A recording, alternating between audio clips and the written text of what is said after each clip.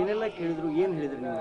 ಬೆಳಗ್ಗೆ ಎಷ್ಟಾಗಿತ್ತು ಟೈಮ್ ಅಂತಂದ್ರೆ 5:20 ಆಗಿತ್ತು ರೀ. ಅಂದರೆ ಏನು ಮಾತಾಡಿದ ಅವ್ನಿಗೆ, ಇಲ್ಲ ರೀ ಮದುವೆ ಮಾಡ್ಕೋತೇನೆ ಅಂತಂದ ರೀ ನಮ್ಮಮ್ಮನ ಮುಂದೆ. ನಮ್ಮಮ್ಮ ನಿಮ್ಮ ಮನ್ಯಾಗ ದೊಡ್ಡವರು ಕರ್ಕೊಂಬ ಅಂತಂದು ಅಂದ್ಲಿ ರೀ. ಅಂದದಕ್ಕೆ ಅಂಜಲಿ ಬರ್ತಿಲ್ಲ ನನ್ನ ಜೋಡಿ ಮೈಸೂರಿಗೆ ಅಂತ ಕೇಳಿದ ರೀ ನಮ್ಮ ಅಕ್ಕಗೆ.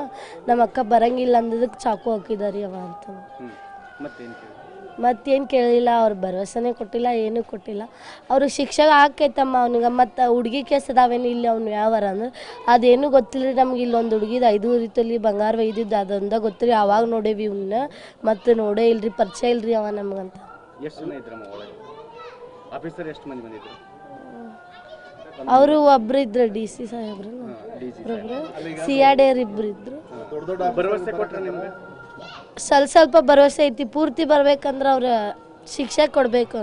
ಅವ್ರು ಇನ್ನೂ ಎನ್ಕ್ವೈರಿ ಮಾಡೋದ್ರಾಗ ಅದಾರ. ಅವ್ರು ಮಾಡಿ ಗಲ್ ಶಿಕ್ಷೆ ಆಗ್ಬೇಕಂದ್ರೆ ಗಲ್ ಶಿಕ್ಷೆ ಆಗ್ಬೇಕು. ಸರ್ಕಾರದಾಗ ಗಲ್ ಶಿಕ್ಷೆ ಇಲ್ಲ ಅನ್ನತ್ತಾರ ಅವರು. ಈಗ ಎಲ್ಲ ಮಂದಿನೂ ಅದ ಅಂತಾರೆ, ಗಲ್ ಶಿಕ್ಷೆ ಇಲ್ಲ, ಎನ್ಕೌಂಟ್ರ್ ಇಲ್ಲ ಅಂತಾರೆ. ಇವನಿಂದ ಗಲ್ ಶಿಕ್ಷೆ ಇದಾಗಬೇಕು, ಮೇಲೆದ್ದಬೇಕು. ಮುಂದೊಂದು ಹುಡುಗ ಯಾವ್ದ್ರ ಒಂದು ಹುಡುಗಿನ ಪ್ರೀತಿ ಮಾಡಿದ್ರು ಈ ಥರ ಮಾಡಬಾರ್ದು. ಆ ಹುಡುಗಿನ ಚೆಂದಂಗೆ ಮದುವೆ ಮಾಡ್ಕೊಂಡು ನೋಡ್ಕೋಬೇಕು ಅನ್ನೋ ಥರ ಎದ್ರಿಕಿರ್ಬೇಕು ಅವರು. ಆ ಥರ ಶಿಕ್ಷೆ ಕೊಡಬೇಕು. ಈಗ ಅವನು ಇಲ್ಲಿಂದ ಮೈಸೂರಿಗೆ ಹೋಗಿದ್ದ, ಅದನ್ನೆಲ್ಲ ಕೇಳಿದ್ರ ನಿಮ್ಮನ್ನು? ಅದೇನು ಕೇಳಿಲ್ಲ, ಕೇಳಿಲ್ಲ ರೀ. ಮನ್ಯಾಗ ಏನು ಘಟನೆ ಆಯ್ತು ಅದ್ರ ಬಗ್ಗೆ? ಮನ್ಯಾಗ ಏನು ಘಟನೆ ಆಯಿತು ಅದ್ರ ಬಗ್ಗೆ ನೀವೇನು ಹೇಳಿದ್ರಿ? ನಾವು ಹೇಳಿದ್ವಿ ಹಿಂಗಾತ್ರಿ, ಅವ್ನಿಗೆ ಶಿಕ್ಷೆ ಕೊಡ್ರಿ ಅಂತಂತೇಳಿ.